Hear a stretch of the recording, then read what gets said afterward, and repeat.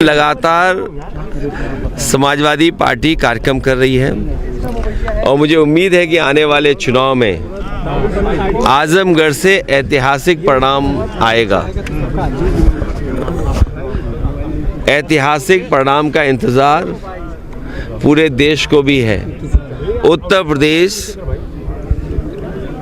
आने वाले चुनाव में सबसे बड़ी भूमिका निभाने जा रहा है और मुझे उम्मीद है कि जनता निर्णय लेगी और भारतीय जनता पार्टी का सफाया उत्तर प्रदेश से होगा।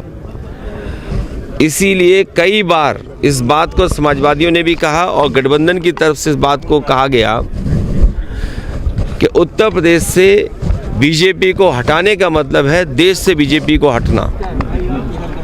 80 हराइए, बीजेपी हटाइए, इस नारे पे समाजवादी लोग लगातार काम कर रहे हैं। 80 को हराने के लिए और पीडीए ही एनडीए का मुकाबला करेगा। पीडीए ही मुकाबला करेगा एनडीए का। और जो पिछले वादे किए हैं भारतीय जनता पार्टी ने, किसानों की आय दोगुनी होना, नौजवानों को नौकरी और रोजगार मिल जाना, आज कम से कम इनको बताना चाहिए कि इतने लोगों को नौकरी दी है इन्होंने, इतने लोगों को रोज़गार मिल गया है। और आप में से बहुत सारे साथी होंगे, बड़ी बड़ी मैगज़ीन अगर आप देखें, टीवी अखबार देखें, विज्ञापन तो बड़े बड़े हैं और सदन में सरकार ने ये कहा कि 40 लाख करोड़ के एमओयू हुए हैं। अगर 40 लाख करोड़ के एमओयू होंगे तो कम से कम आजमगढ़ में नहीं तो मऊ में नहीं तो जौनपुर नहीं तो बनारस, और बनारस नहीं तो गाजीपुर, बलिया या कम से कम गोरखपुर में इन्वेस्टमेंट तो आया होगा। 40 लाख करोड़।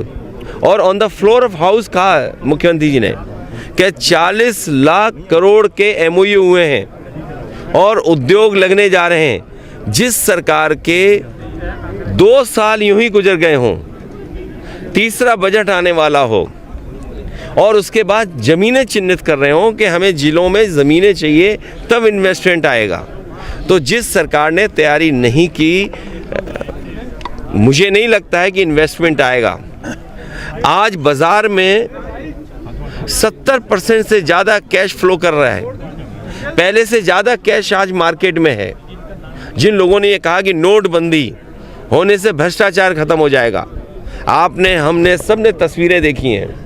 और मैं धन्यवाद देना चाहता हूं तमाम अपने यूट्यूबर्स को, चैनल के लोगों को, जिन्होंने झारखंड में जो पैसा पकड़ा गया उसकी तस्वीरें, उसकी वीडियो दिखाई।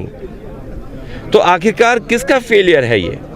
जो सरकार ने नोटबंदी की हो और उसके बाद 300 करोड़ से ज़्यादा पैसा निकले।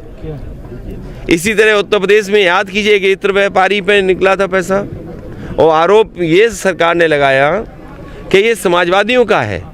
मैं तो बड़ी जिम्मेदारी के साथ आपसे कह रहा हूं कि चुनाव आने वाला है, ये बीजेपी वालों ने जो आरोप लगाए थे, कम से कम उस इत्र व्यापारी से समाजवादियों की मदद तो कराओ। तो आपकी वो पॉलिसी फेल हो गई।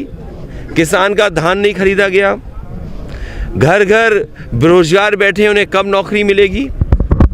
और फिर जाति जनगणना कब होगी? सामाजिक न्याय बिना जाति जनगणना के संभव नहीं है।